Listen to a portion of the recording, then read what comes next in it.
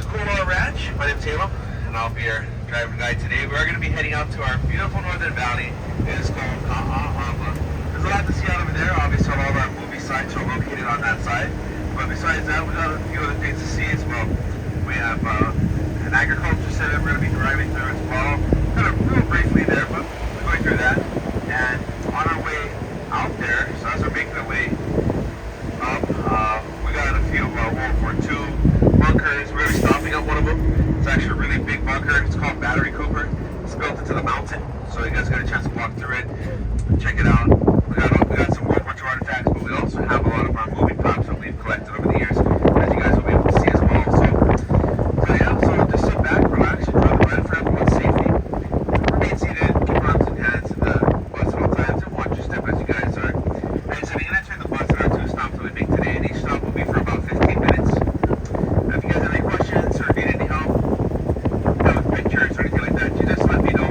I'll be more than happy to assist you, answer any questions, or take any pictures, so just let me know. Other than that, to begin, I just want to share with you a little bit about the ranch and the history, the background about this place. And then we'll get into all the movie information once we get out to our northern valley.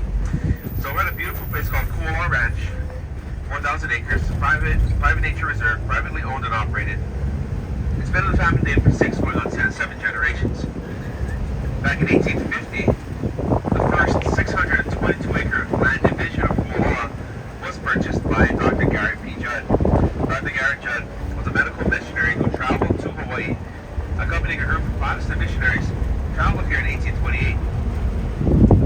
For over 10 years, he practiced medicine, helping the Hawaiian people with their medical needs. By the late 1830s, I think actually by 1842, I think was the exact year. 1842 was when he was appointed as Minister of Foreign Affairs by Kamehameha III, who was the king of Hawaii at the time. Later on in his career, he would also be appointed as Minister of Interior, Minister of Finance, and besides doing that, he continued his work as a physician. He continued to practice medicine and help the people. So he gave, his life to, the kingdom, to the people. His life was a little work and service helping the people. So King Kamehameha III in 1850, after the Private Land Ownership Act passed here in Hawaii, offered this land division, the land division of Kualoa, from the mountain to the sea. The whole thing was sold to Dr. Garrett Judd for $1,300. Later on, his son Charles Judd had the opportunity to purchase the northern valley that we're going to today. Kualoa, he bought in 1860. And later in 1880, he purchased the southern valley of Hakipu'u. 1880, I believe he bought that for just over $5,000. So that's all 4,000 acres, comprised of 3 different land divisions. It's still owned by the same family today, handed down for the last 6 going on 7 generations. As you can see in front of us, we have this gate here from Jurassic World. This was actually built 10 years ago when the production was here. Now this gate wasn't the movie. You saw it for maybe about 5 to 7 seconds. The scene where Zach and Gray had just wired up the Jeep, got it started, was able to hot wire it, and got it going. And so they're driving back into the other part of the park, and there's this gate that's closed, and they drive right through the gate. They go full speed towards it, and breaks the gate wide open as they drive back in. So it wasn't the film, again, for about 5 to 7 seconds. And it was 10 years ago when they built that, and when they filmed the movie here. Yeah, it's been 10 years already since they filmed Jurassic World, and next year will actually be 10 years since the movie actually came out in theaters. We're going to be a 10-year anniversary of the release. Yes, in 2014, about this time, 10 years ago, the production was already here, beginning with building sets, that being one of them. And there was a few other sets that were built here, including the Giantsville loading station, Owens Bungalow, and the helipad. And of course, there was a really big one called the Irex paddock that was also built during that time. As far as Jurassic World locations, a lot of those sets were built out in our southern valley. But at least we got to see that one here early in this tour. We at least got to see one Jurassic World location. The other Jurassic location that we're going to see today is actually from Jurassic Park.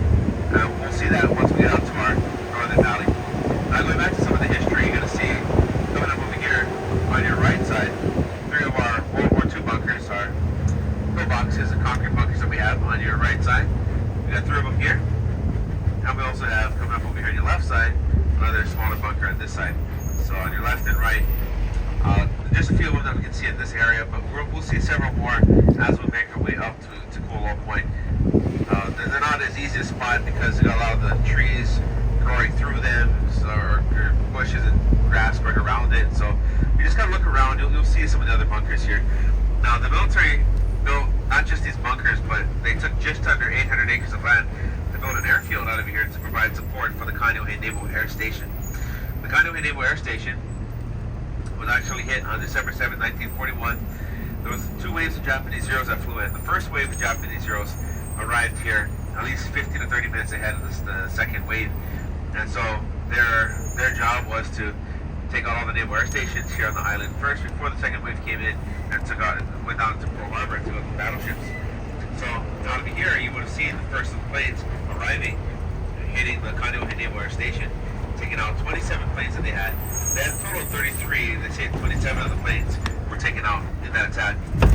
So thinking that there was going to be a second attack, not too long right after, they thought probably within, who knows, weeks or months after, they just wanted to make sure that they had some kind of support here. So very quickly, the land here under martial law, Kualoa Ranch was taken under martial law.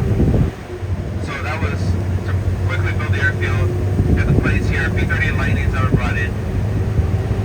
And these bunkers here, Battery Cooper built over the top of the mountain to get watch of any attack coming in. And assuming it would come from the north as it did on December 7th, the bunker up here could keep watch of that, looking in that direction for any attack coming in. Now there never was a second attack on Oahu. It was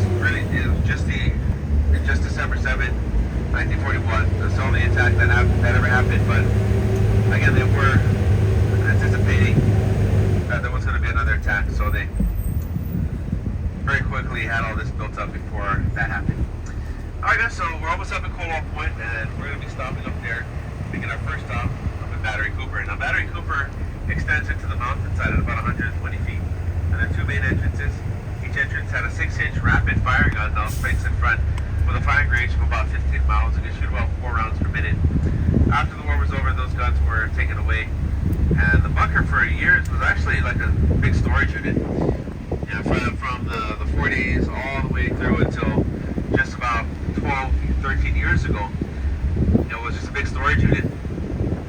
And about 12, 13 years ago, that was when we cleared out the entire bunker. Now we had a small section of the bunker that we actually cleared out a little. We had a few props at the time, so we kept just a little area. We had some props to show. But again, about 12 years ago, 13 years ago, the entire bunker was completely cleared out.